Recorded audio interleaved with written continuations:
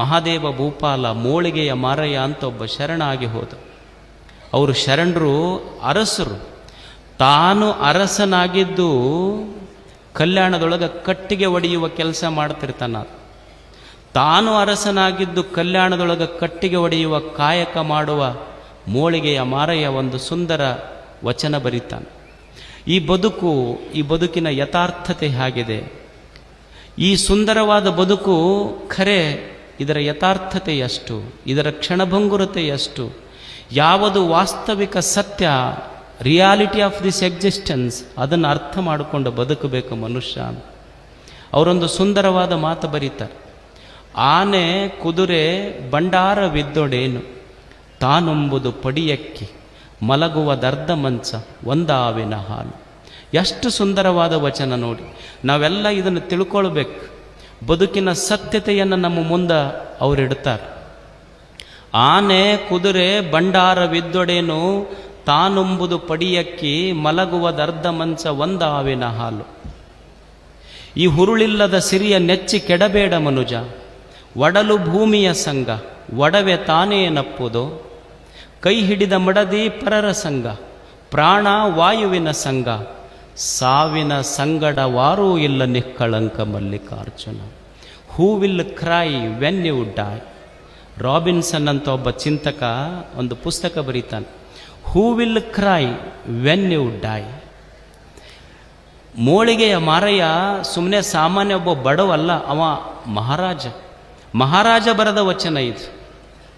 ಆನೆ ಕುದುರೆ ಬಂಡಾರವಿದ್ದೊಡೇನು, ತಾನೊಂಬುದು ಪಡಿಯಕ್ಕಿ ಮಲಗುವುದರ್ಧ ಮಂಚ ಒಂದಾವಿನ ಹಾಲು.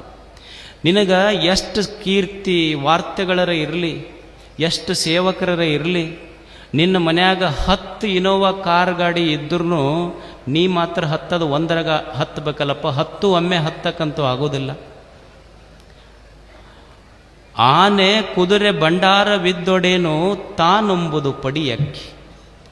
ನಾ ಭಾಳ ದೊಡ್ಡ ರೈತದೀನಿ, ಶ್ರೀಮಂತದೀನ್ರಿ ಅಂತ ತಿಳ್ಕೊಂಡು 100 ಕ್ವಿಂಟಲ್ ನಿನ್ನ ಗೋಡಾವನ್ನೊಳಗೆ ಅಕ್ಕಿ ಇದ್ರೂ ಸಹಿತ 100 ಕ್ವಿಂಟಲ್ ನಾನು ಉಣ್ಲಿಕ್ಕಾಗೋದಿಲ್ಲ. ಉಣ್ಣುವುದು ಮಾತ್ರ ಒಂದು ಹಿಡಿ ಅಕ್ಕಿ ಅಷ್ಟೇ.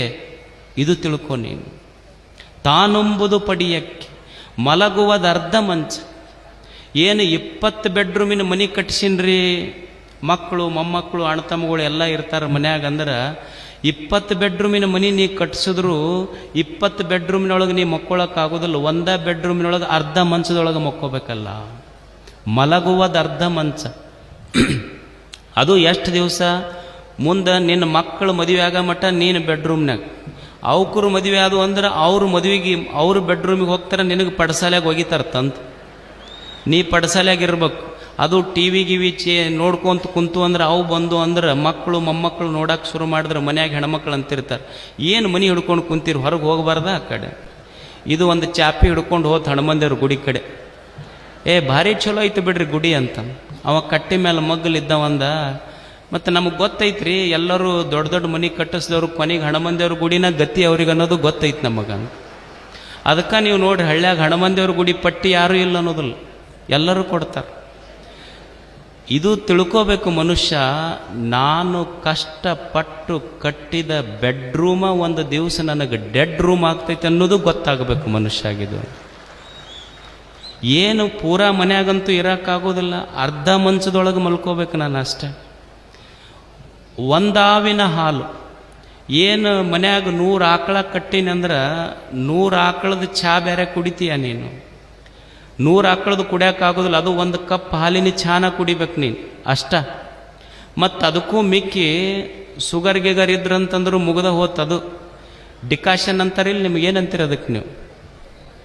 ಡಿಕಾಷನ್ ಅಂದ್ರೆ ಅವ್ರಿಗೆ ಇದು ಆಗೋದಿಲ್ಲ, ಬ್ಲ್ಯಾಕ್ ಟೀ ಅಂತಾರೆ ಅವ್ರಿಗೆ. ಅದಕ್ಕೆ ಮಾಡ್ರನ್ ಬ್ಲ್ಯಾಕ್ ಟೀ ತೊಗೊಂಬರಿ ಅಂದ್ರೆ ಬ್ಲ್ಯಾಕ್ ಟೀ ತೊಗೊಂಬರಿ ಅಂದ್ರೆ ನಮಗೆ ಶುಗರ್ ಐತೆ ಅಂತ ಅರ್ಥ ಅಷ್ಟ. ಅದಕ್ಕೆ ಅವ್ರಿಗೆ ಉಣ್ಣಾಕ ಇರೋದಿಲ್ಲ. ಅವು ನೋಡ್ರಿ ಮನ್ಯಾಗ ಇದಕ್ಕೆ ಎಲ್ಲ ಅವ್ರು ಹೋಳಿಗೆ ಗೀಳಿಗೆ ಮಸ್ತ್ ಉಣ್ತಿರ್ತಾರೆ.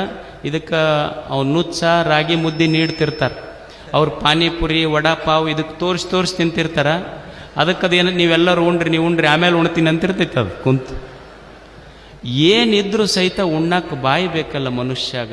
100 ಆಕಳು ಕಟ್ಟಿದ್ರು ಕುಡಿಯುವುದು ಒಂದೇ ಕಪ್ ಹಾಲ.